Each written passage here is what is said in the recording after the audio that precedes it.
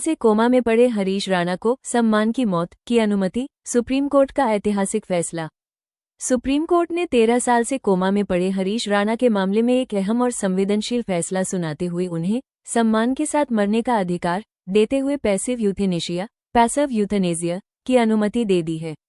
अदालत के इस फैसले को भारत में जीवन और मृत्यु के अधिकार से जुड़े सबसे महत्वपूर्ण निर्णयों में से एक माना जा रहा है। हरीश राणा करीब 13 साल पहले एक गंभीर हादसे का शिकार हो गए थे। उस समय वो पढ़ाई कर रहे थे, तभी एक इमारत की चौथी मंजिल से गिरने के कारण उनके सिर में गंभीर चोट लग गई।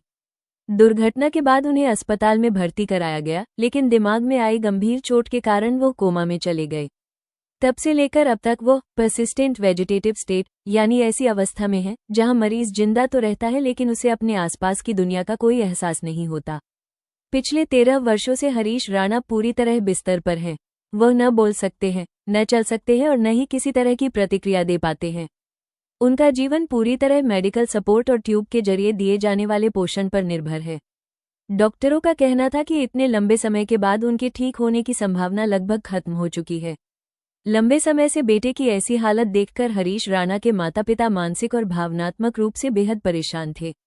उन्होंने सुप्रीम कोर्ट में याचिका दाखिल कर यह अनुरोध किया कि उनके बेटे को कृत्रिम जीवन रक्षक इलाज के सहारे जीवित रखने का कोई मतलब नहीं रह गया है।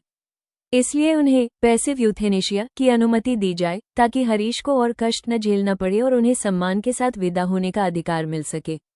मामले की गंभीरता को देखते हुए सुप्रीम कोर्ट ने विशेषज्ञ डॉक्टरों के मेडिकल बोर्ड का गठन किया था। मेडिकल बोर्ड ने विस्तृत जांच के बाद अदालत को बताया कि हरीश राणा के ठीक होने की संभावना लगभग 0 है और वो स्थायी वेजिटेटिव अवस्था में है। रिपोर्ट में कहा गया कि वो पूरी तरह दूसरों पर निर्भर है और सामान्य जीवन में लौटने की कोई उम्मीद नहीं है। इन रिपोर्टों और परिवार की स्थिति को देखते हुए सुप्रीम कोर्ट की पीठ ने कहा कि जीवन रक्षक इलाज और कृत्रिम पोषण भी चिकित्सा उपचार का ही हिस्सा है और यदि इलाज से कोई वास्तविक लाभ नहीं मिल रहा है तो ऐसे मामलों में इसे जारी रखना जरूरी नहीं है। अदालत ने यह भी कहा कि भारतीय संविधान के तहत सम्मान के साथ जीने का अधिकार उसी तरह सम्मान के साथ मरने के अधिकार से भी जुड़ा हुआ है। अदालत ने आदेश दिया कि हरीश राणा को दी जा रही क्लिनिकली असिस्टेड न्यूट्रिशन और अन्य जीवन रक्षक मेडिकल सपोर्ट को मानवीय और संवेदनशील तरीके से धीरे धीरे हटाया जा सकता है ताकि उन्हें किसी तरह का दर्द या पीड़ा न हो। यह फैसला इसलिए भी महत्वपूर्ण माना जा रहा है क्योंकि भारत में पैसिव यूथेनेशिया को लेकर पहले भी सुप्रीम कोर्ट ने सिद्धांत रूप में अनुमति दी थी, लेकिन किसी विशेष मरीज के मामले में इस तरह की अनुमति मिलना बेहद दुर्लभ है। विशेषज्ञों का मानना है कि यह फैसला भारत में जीवन के अंतिम अधिकार, मेडिकल एथिक्स और मानवीय गरिमा से जुड़े मुद्दों पर आगे भी बड़ी बहस को जन्म दे सकता है।